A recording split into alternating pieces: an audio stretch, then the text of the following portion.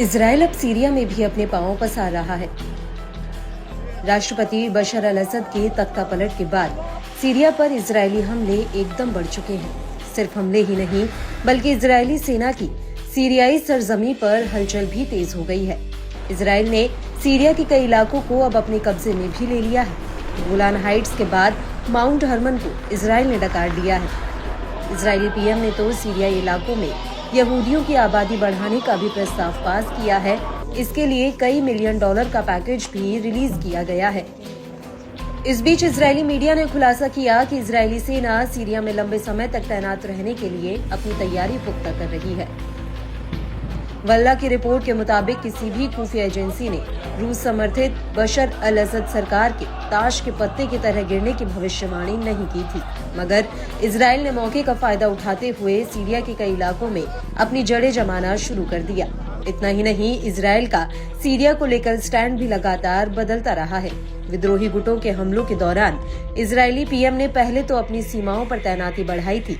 Netanyahu ने ये कहा था कि अपने नागरिकों की हिफाजत के लिए इजरायली सेना की गश्त बढ़ाई जा रही है। साथ ही इजराइल ने इसके पीछे सीरिया के पल पल बदलते हालात को भी जिम्मेदार ठहराया था।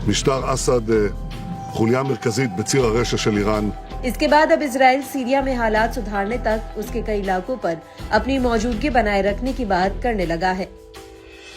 इजरायली आर्मी रेडियो की माने तो बीते दिनों इजरायली पीएम ने अपनी सेना को ऑर्डर दिया था कि वह कम से कम साल 2025 के आखिर तक सीरियाई माउंट हरमन इलाके और यूएन की ओर से गश्त किए जाने वाले बफर जोन में बने रहने के लिए तैयार रहे।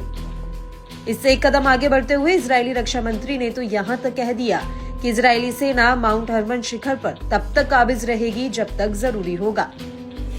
उन्होंने कहा कि रणनीतिक रूप से महत्वपूर्ण माउंट हरमन शिखर पर इजरायली सेना की मौजूदगी सुरक्षा को मजबूत करती है।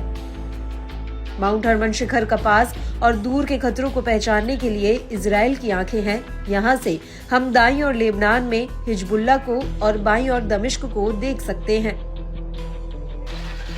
इस बीच नेतन्याहू, कार्ड्स और वरिष्ठ सैन्य अधिकारियों ने पहली बार माउंट हरमन के शिखर पर चौकियों का दौरा किया।